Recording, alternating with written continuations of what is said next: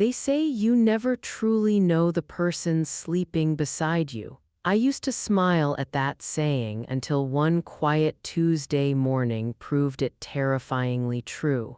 For 55 years, I believed I knew my husband, Harold. I believed I knew every wrinkle on his hands, every habit, every silence. After all, how many secrets could remain after a lifetime together? I was wrong, so painfully wrong. All it took was one knock on the door to expose a lie that had been breathing beside me for more than 2 decades. My name is Margaret. I'm 75 years old, and what I'm about to share isn't just a story of betrayal, it's the story of how an entire life can fracture in seconds. That morning felt ordinary. Harold had left early, as he often did, to fix something for a neighbor. Retirement never suited him. He said staying still made him restless. I stayed behind, enjoying my usual breakfast, coffee with cream and buttered toast, simple comforts I'd known my whole life. I was rinsing my cup at the sink when the doorbell rang. It was early, too early for visitors. My children always called first, so did the neighbors. Still, I dried my hands and opened the door. A woman stood there, around my age, neatly dressed, her face calm but heavy, as if she carried something painful. I had never seen her before. "Good morning," I said politely. "Can I help you?" She looked directly into my eyes and asked a question that made my heart skip. "Are you Harold's wife?" I don't know why, but my chest tightened. Something in her tone felt wrong. Still, I answered, "Yes." "Why?" She took a deep breath. "My name is Patricia. I moved onto this street 2 months ago, and I need to talk to you about your husband. I met him 22 years ago." 22 years. The words echoed in my ears like a dropped plate shattering on the floor. I stood frozen, gripping the door frame, my mind racing. Met him where? Why now? Why her? "I don't understand," I said finally, my voice unsteady. "Please come in." We sat across from each other in my living room. I offered coffee. She declined. My heart pounded louder with every second of silence. "Mrs. Margaret," she said, already knowing my name. "When I saw Harold Wayne Miller on your mailbox, my heart nearly stopped. Because that's the same man I met at a hospital in Lexington in the year 2000. My hands clenched together in my lap. Something inside me whispered that my life was already breaking, even before I fully understood why. Because sometimes the truth doesn't arrive gently. Sometimes it rings the doorbell. And what Patricia revealed next wouldn't just change how I saw my husband, it would force me to question every memory I thought was real. Have you ever felt your stomach drop before the truth even arrives, like your soul already knows what your mind isn't ready to hear? Patricia sat upright on my sofa, her hands folded tightly as if holding herself together. I watched her closely. This wasn't a woman here for gossip or drama. This was someone burdened by a truth she had carried for far too long. "In October of 2000, she said quietly, "I was working as a nurse at a hospital in Lexington." The year alone made my chest tighten. In 2000, Harold and I had already been married for over 30 years.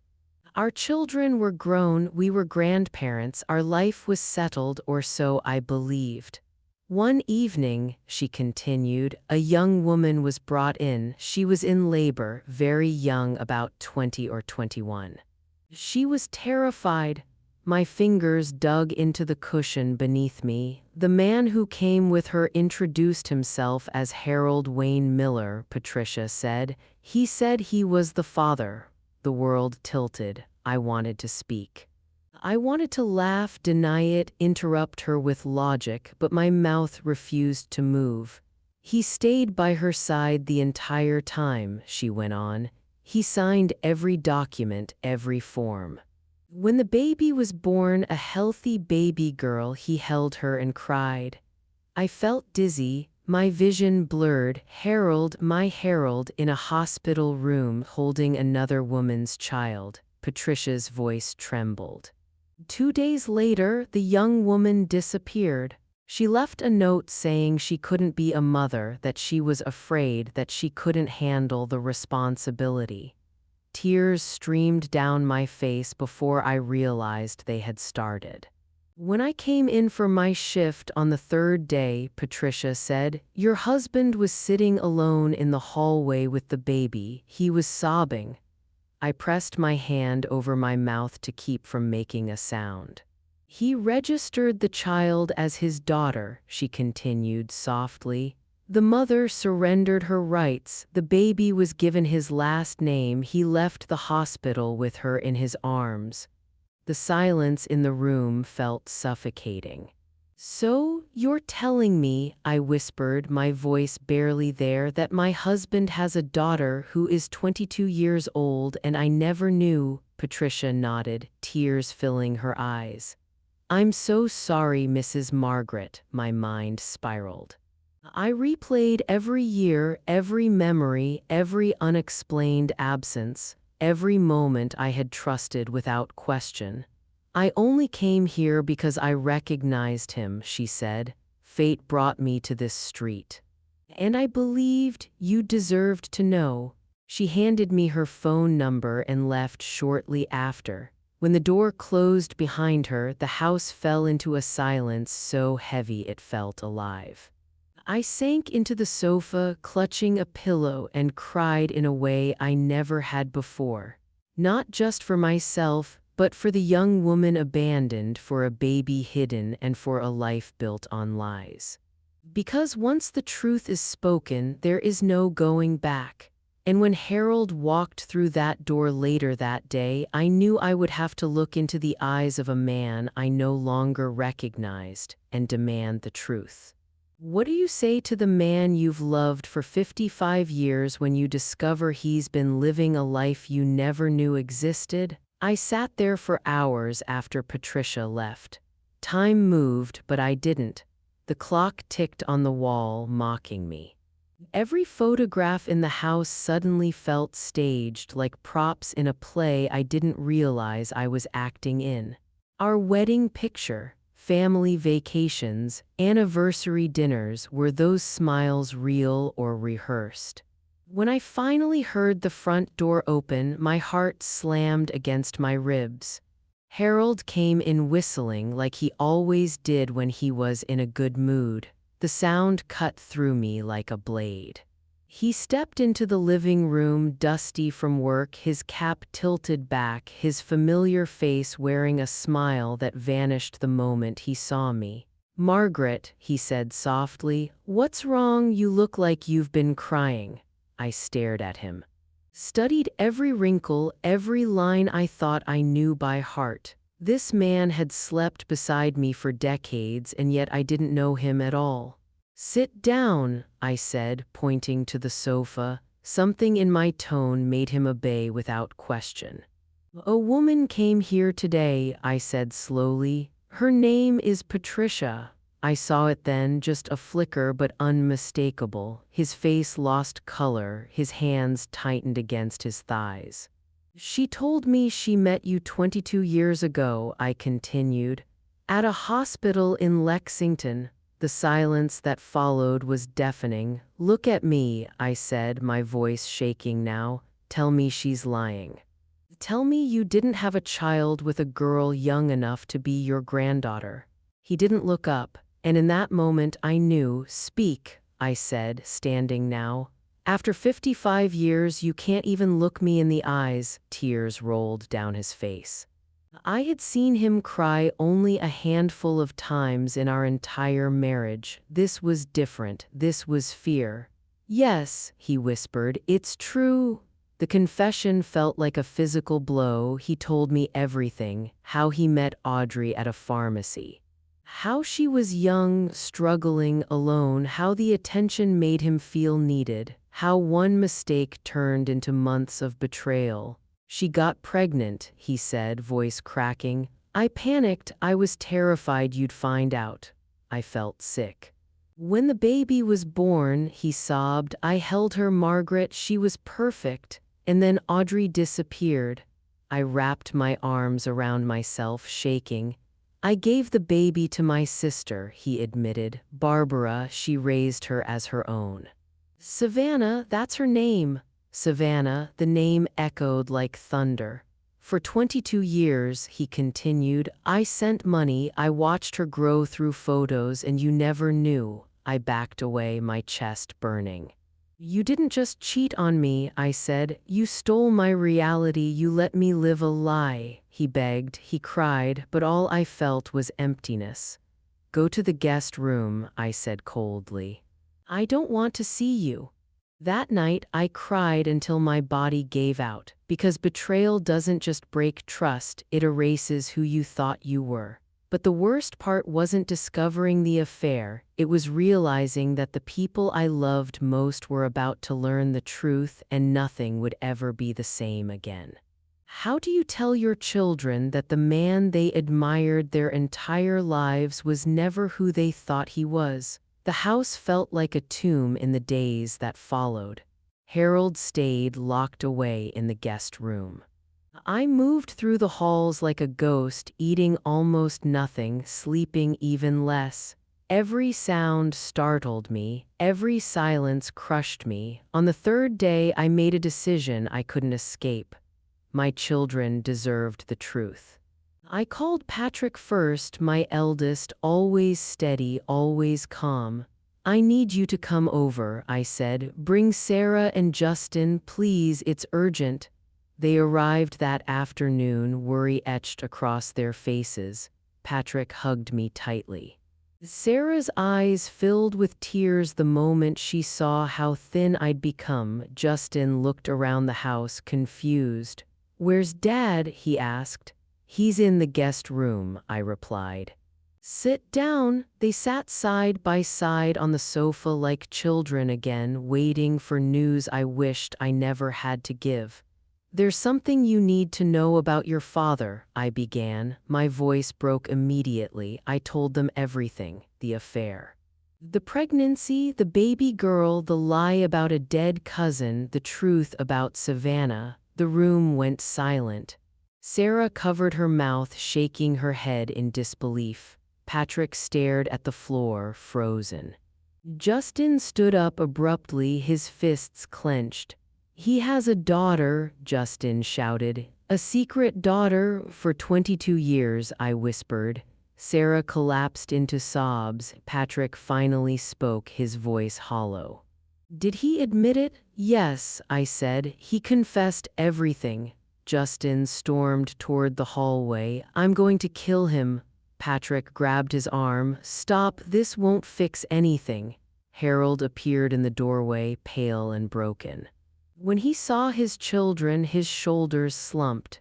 You knew, he asked quietly. You destroyed us, Sarah cried. We believed in you, Justin hurled insults. Patrick demanded answers.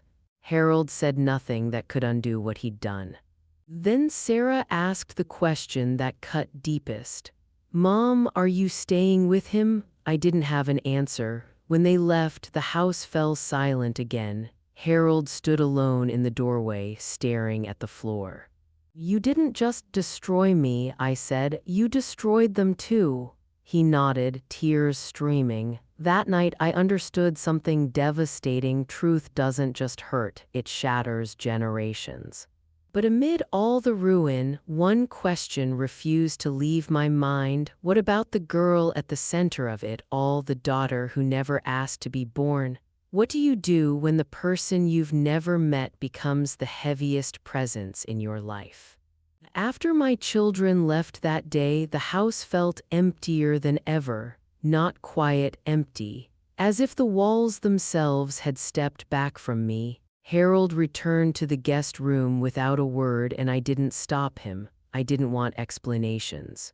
I didn't want apologies. I didn't want to hear his voice. All I could think about was her.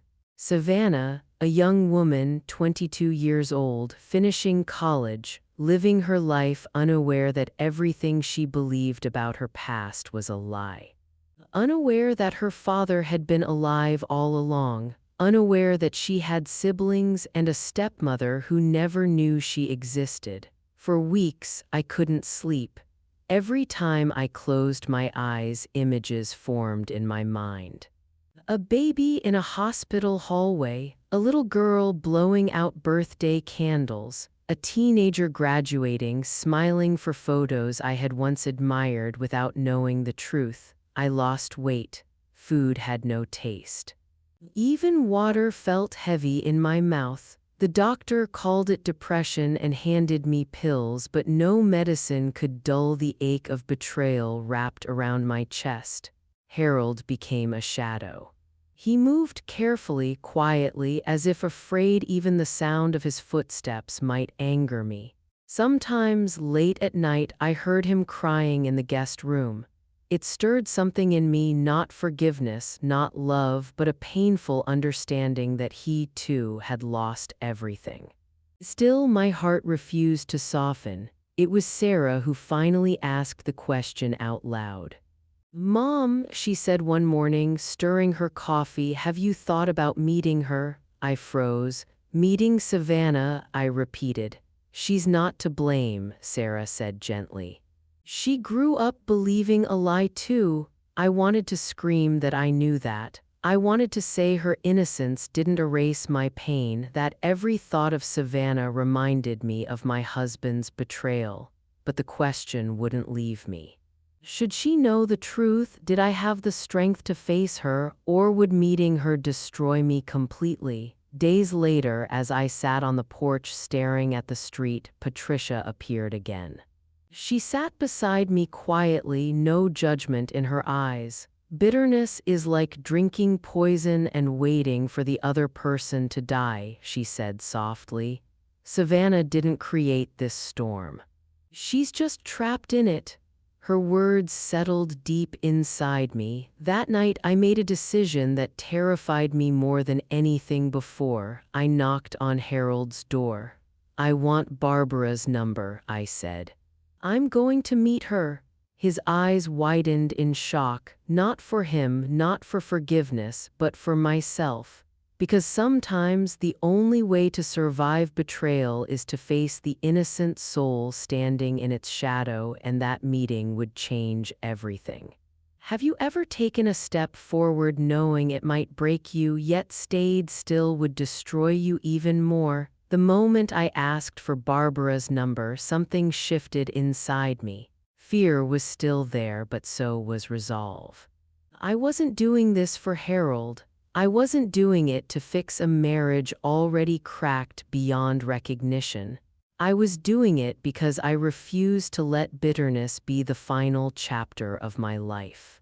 The next morning, I sat on the sofa with the phone in my hands, staring at the paper where Harold had written his sister's number. My heart raced as if I were about to confess a crime I didn't commit. When Barbara answered, there was a pause, long and heavy. "You know," she said quietly. "Yes," I replied. "I know," she cried. Apologized, explained how she had raised Savannah as her own, how fear and love had tangled together until the lie felt impossible to undo. I didn't yell, I didn't accuse, I simply said the words that had been burning in my chest. "I want to meet her, and she deserves the truth." There was silence again, then Barbara whispered, "She deserves to know." We planned the visit for the following weekend. When I hung up, my hands were shaking, but for the first time in months, I felt something other than despair. I felt purpose. Sarah and Patrick agreed to come with me. Justin wasn't ready. I understood. Everyone carries pain differently. The drive to Missouri was long and quiet. 9 hours of thoughts I couldn't escape. I imagined every possible reaction: anger, rejection, tears, blame. I prepared myself for all of it, yet knew none of it would truly prepare me. When we arrived, Barbara greeted us with trembling hands and tear-filled eyes, and then she opened the door.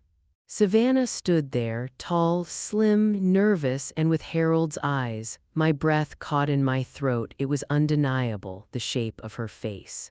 The gaze I had looked into for 55 years staring back at me from a stranger. For a split second, anger surged, raw and fierce. This was the proof of betrayal standing in front of me, but then I saw her hands shaking. Her lips trembling, her eyes searching my face not for judgment but for mercy. And in that moment I understood something powerful. She wasn't the sin, she was the consequence, and she was innocent. I stepped forward and hugged her. She broke down in my arms, sobbing like a child who had waited her whole life to be seen. And as I held her, something inside me cracked open, not in pain, but in release. Because sometimes healing begins not when the wound disappears, but when you choose compassion anyway. And as I looked into Savannah's tear-filled eyes, I realized this meeting wasn't just changing her life, it was quietly reshaping mine in ways I never expected. What happens when the face of betrayal turns out to be the face of someone who needs love more than blame? We stood there for a long moment, Savannah and I, holding each other like two people caught in the same storm. I felt her shoulders shaking against mine, her sobs deep and unrestrained. And to my own surprise, I was crying too, not from rage, not from grief, but from something that felt dangerously close to peace. "I thought I was alone," she whispered through tears. "I thought no one wanted me." I pulled back slightly and looked at her face, the same eyes as Harold's, yes, but softer, wounded, searching. "You were never unwanted," I said gently. "You were hidden, and that is not the same thing." Sarah stepped forward and wrapped her arms around Savannah, my daughter comforting her father's secret child. The sight might have shattered me once. Instead, it healed something I didn't know could be repaired. Patrick stood nearby, silent, conflicted. I could see him struggling, anger clashing with curiosity, resentment battling compassion.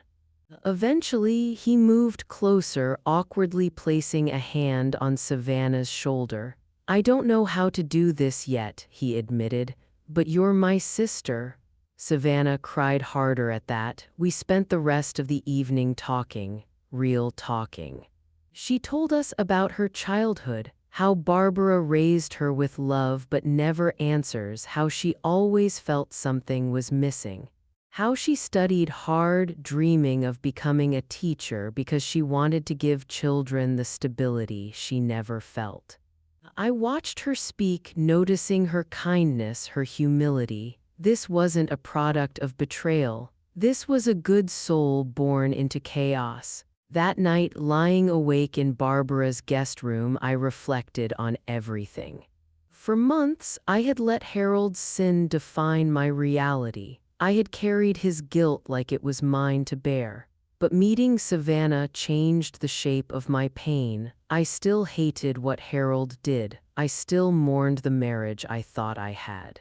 But I refused to let his choices poison the rest of my life. Forgiveness, I realized, isn't about erasing the past. It's about choosing not to let it own you. The next morning, Savannah made breakfast, simple eggs and pancakes, humming softly. Watching her move around the kitchen, I felt a strange, bittersweet thought. She could have grown up in my house. But dwelling on that would only reopen wounds. Instead, I chose the present. When it was time to leave, Savannah hugged me tightly. "Thank you for coming," she whispered. "Thank you for not hating me." I held her face in my hands. "You are not something to be hated, you are someone to be known." As we drove away, I realized something remarkable had happened. I had lost the illusion of my marriage, but I had gained a daughter I never expected. And when I returned home to face Harold again, I knew the hardest conversation of my life was still waiting, but this time I carried clarity instead of rage. How do you speak to the man who destroyed your past after you've finally found peace with the future? When we returned home that night, the house felt different. Still quiet, still heavy, but no longer suffocating. Harold was sitting in the living room when we walked in, his hands clasped tightly, his face etched with fear and hope tangled together. He stood up the moment he saw us. "Well," he asked softly. How was it?" I placed my suitcase down slowly.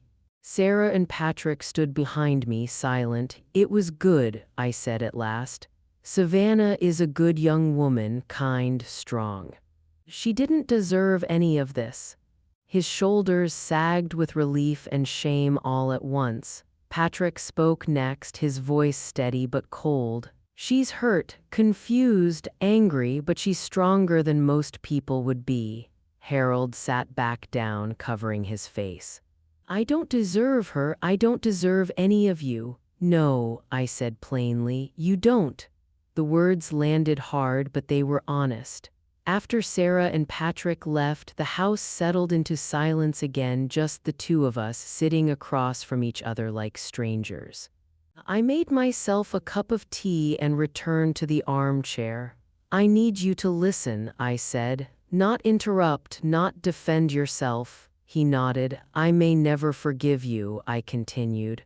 "What you did wasn't a mistake. It was 22 years of choices, lies, cowardice. You stole my right to truth." Tears rolled down his face, but I didn't stop. "But meeting Savannah taught me something important," I said. "I don't want to spend the rest of my life angry. I don't want to rot in bitterness because of your sins." He looked up, hope flickering. "This doesn't mean things go back to how they were," I said firmly. "They never will. Trust doesn't regenerate like skin, it scars." "I understand," he whispered. "I will not promise forgiveness," I said. "I will not promise staying. What I promise is this: I will choose peace over hatred. For myself." He nodded, broken. That night, for the first time in months, I slept, not well, not deeply, but peacefully. Because healing doesn't arrive all at once, it comes in fragments, in choices, in courage. And as I began rebuilding my life piece by piece, I realized this story wasn't just about betrayal anymore. It was about what remains when everything false finally falls away. If you've stayed with me until now, it's because somewhere inside you, you believe stories don't end when the screen fades. They end when the truth finally settles. I don't know how many mornings I have left. At 87, you learn not to count years but moments. And the moments I have now feel fuller than the decades that came before. Grace sits across from me sometimes, coffee in her hands, listening to my stories like they matter. Because now they do, they belong to her too. We didn't get back what was stolen. No miracle can rewind time. There were no scraped knees I could kiss better, no school mornings I could worry through. No teenage heartbreaks I could sit beside her for. Those years are gone, and pretending otherwise would be another lie. But here's the truth no one tells you: closure doesn't come from getting everything back. It comes from finally understanding what was taken and what survived anyway. Love survived. It survived locked gates and state lines. It survived forged papers and buried secrets. It survived silence, statistics, and decades of strangers telling me to let go. Love waited, quietly, patiently, and when the time was right, it found a park bench and sat down beside me like it had never left. Grace tells me she feels lighter now, that the questions that followed her all her life finally have names. That knowing where she came from didn't destroy her, it anchored her. She carries both lives now, and somehow she makes room for all of it. Linda smiles more these days, not the careful smile she wore for years, but a real one. A mother's smile that had been paused mid-breath for 4 decades and finally allowed to finish exhaling. As for me, I no longer walk the streets searching faces, I walk them grateful. Grateful that hope wasn't foolish. Grateful that I didn't stop believing when the world moved on. Grateful that love proved stronger than time. If this story touched you, I want you to do something for me. Hold your loved ones a little tighter today. Don't assume there's always more time, and if you're waiting for a miracle, don't stop. Some of them are just running late. Thank you for sitting with me through this story. If it moved you, please like this video, subscribe to the channel, and share your thoughts in the comments. I read them and they matter more than you know. Your support helps stories like this reach hearts that need them. Because as long as stories are shared, love never truly disappears, and sometimes believing is what brings it home.